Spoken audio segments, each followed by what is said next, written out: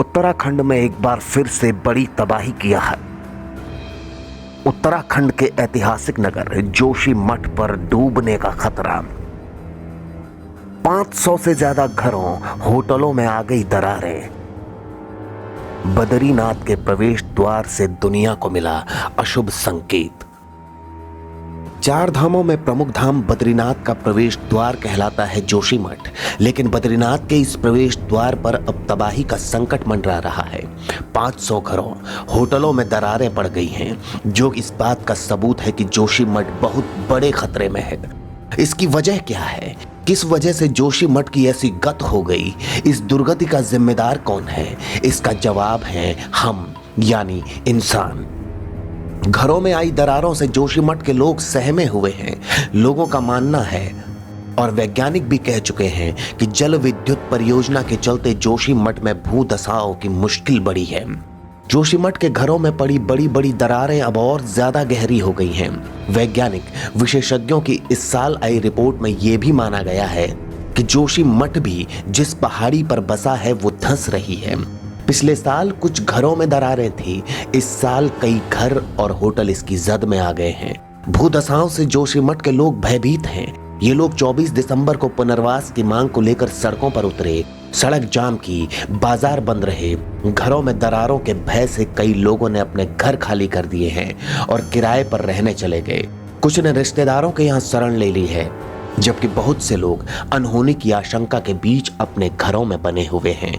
जोशीमठ की जनता राज्य सरकार को आंदोलन की चेतावनी दे रही है। जोशीमठ के अस्तित्व को बचाने के लिए वैज्ञानिकों ने पहले भी सुझाव दिए थे। जोशीमठ के ड्रेनेज और सीवर सिस्टम पर ध्यान केंद्रित किया जाए। नदी से हो रहे भू कटाव की रोकथाम को कदम उठाए जाएं। शहर के निचली ढलानों पर स्थित परिवारों का विस्थापन हो। प्रभावित क्षेत्रों में निर्माण कार्यों पर रोक लगाई जाए। बड़ी संरचनाओं के निर्माण इस क्षेत्र के लिए जोखिमपूर्ण हो सकते हैं। जोशीमठ बचाओ संघर्ष समिति के संयोजक अतुल सती कहते हैं कि भूगर्भ वैज्ञानिकों से लेकर आम लोग तक ये खुलकर कह रहे हैं कि रैणी से लेकर जोशीमठ तक की अस्थिरता में 100% जल विद्युत परियोजनाओं की भूमिका है। जल विद्युत परियोजनाओं की टनल ने समूचे हिमालय क्षेत्र को अस्थिर कर दिया है। इसका असर लोगों के जीवन पर पड़ रहा है। एक साल में करीब 500 घरों, दुकानों और होटलों में दरारें आई हैं। इस वजह से ये रहने लायक भी नहीं बचे हैं। लोगों ने आंदोलन की चेतावनी दी तो प्रशासन ने भूवैज्ञानिक, इंजीनियर और अफसरों की 5 सदस्यीय टीम ने दरारों की जांच की।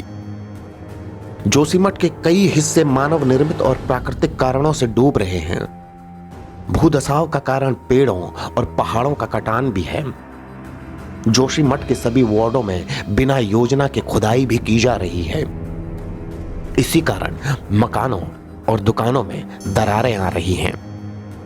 पिछले कई दिनों से जोशीमठ के नगर क्षेत्रों में भूधसाव का दायरा बढ़ता जा रहा है, जिसकी चपेट में आने से पहले घरों में दरारें पड़ रही थी, अब होटलों में भी दरारें पड़ने लगी हैं। कुल मिलाकर उत्तराखंड का ये ऐतिहासिक नगर डूबने के कगार पर है। तबाही की आहट साफ दिखाई दे रही है। वक्त रहते संभले तो ठीक, वरना भविष्य की भयावहता न जाने किस तबाही का दृश्य दिखलाएगी। Bureau report, Uttarakhand news.